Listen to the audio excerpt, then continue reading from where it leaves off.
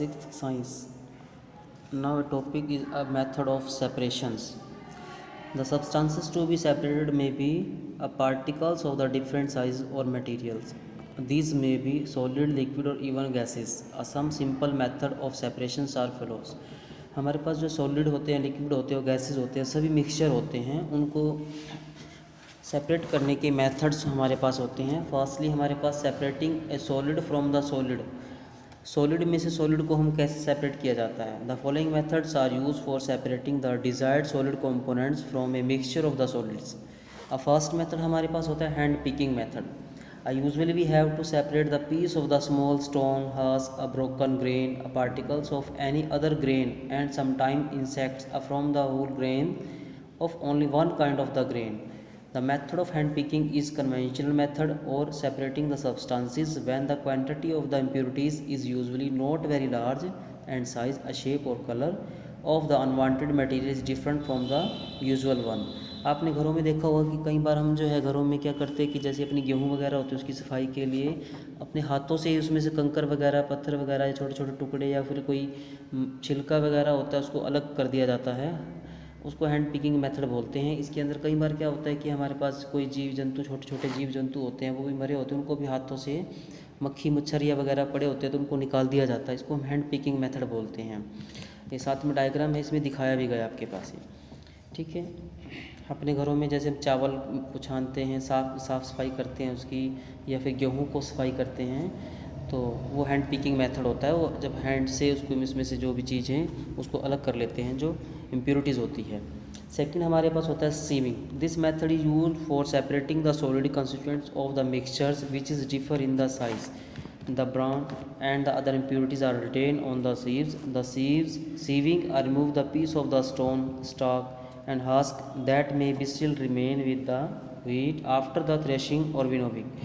आपने देखा होगा कि हम क्या करते हैं कि खेतों में से जो भी फसल आती है, जब या आटा वगैरह जो भी हमारा होता है उसको जब हम छानते हैं, छलनी वगैरह में इसको छानते हैं, उसमें से कुछ छिलका वगैरह निकलता है या फिर कोई स्टोन के पतले पतले कोई भी चीज़ होती है या फिर हस्क वगैरह होते हैं जो छिलका बोलते हैं, वो सभी चीज़ें जो है आफ्टर थ्रेशिंग के बाद जो है उसमें से अलग कर दिया जाता है. At the construction sites pebbles and the stones are separated from the sand by sieving. जो कंस्ट्रक्शन साइट्स होती है जहाँ पर बनती हैं चीज़ें, वहाँ पर भी हम स्टोन वगैरह को, पेबल्स वगैरह को अलग कर देते हैं. But we can not separate a fine powder of the chalk from the flour if anyhow they are mixed because they are not of the different size. कई बार ऐसी चीज़ें होती हैं कि हमारे पास जैसे हम आटा वगैरह है या फिर कोई चीज़ बारीक चीज़ है वो पिस जाती है, छिलका वगैरह होता है तो उसी के साइज़ का होता है, तो उसको हम अलग करने के लिए उसको छलनी वगैरह में छानते हैं. ऐसी हमारे पास नेक्स्ट है थ्रेशिंग. जो मैनुअल थ्रेशिंग होती है या थ्रेशिंग बाय मशीन भी होती है. आजकल तो सभी चीज़ें मशीनों से होती हैं, आपको पता ही है.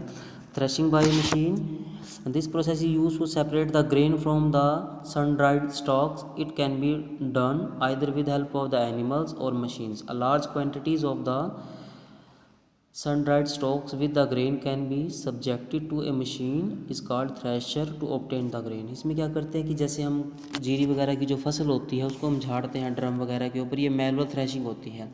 ये अब तो बड़ी बड़ी कंबाइन मशीनें लगी होती हैं जो जीरी या गेहूँ को निकालते हैं. और सन ड्राइड का मीनिंग यहाँ पर होता है जो सूर्य की रोशनी में जो सूख जाती है फसलें बिल्कुल, और इसमें से दाने को अलग कर लिया जाता है, उसको हम थ्रेशिंग बोलते हैं. थ्रेशिंग हमारी मैनुअल भी होती है और ये बाय मशीन भी होती है. नेक्स्ट हमारे पास विनोविंग होता है. This method is use commonly use to by the farmer to separate the lighter husk particles from the heavier seeds of the grain. They drop the mixture of the wheat and husk from the height. The husk particles are carried away by the wind. इसमें क्या होता है कि हम जैसे घरों में क्या करते हैं कि घरों में हम अपने जो गेहूँ वगैरह होती है या फिर चावल वगैरह होते हैं उसको ऊंचाई से नीचे चादर वगैरह बिछा के उसको पंखा वगैरह चला के घरों में या नेचुरल जो हवा चलती है उसमें उसको उड़ाते हैं. तो उड़ाने से क्या होता है कि जो जीरी या गेहूँ की फसल होती है वो जो बिल्कुल प्योर हमारे दाने होते हैं वो नज़दीक गिर जाते हैं, और जो छिलका वगैरह होता है वो हवा के द्वारा उड़कर जो दूर चला जाता है, और उसको हम विनोविंग मेथड बोलते हैं। इसमें साथ में डायग्राम में दिखाया भी गया है, a seeds of the grain get separated and forms a heap near the platform for the winnowing.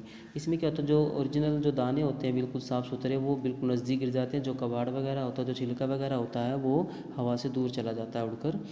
और ये हमारे पास जो है मेथड थे जो सॉलिड को सॉलिड में से सेपरेट किया जाता है। फर्स्ट हैंड पिकिंग मेथड मैंने आपको क्लियर कराया, sieving, threshing and winnowing. Okay, thank you बेटा।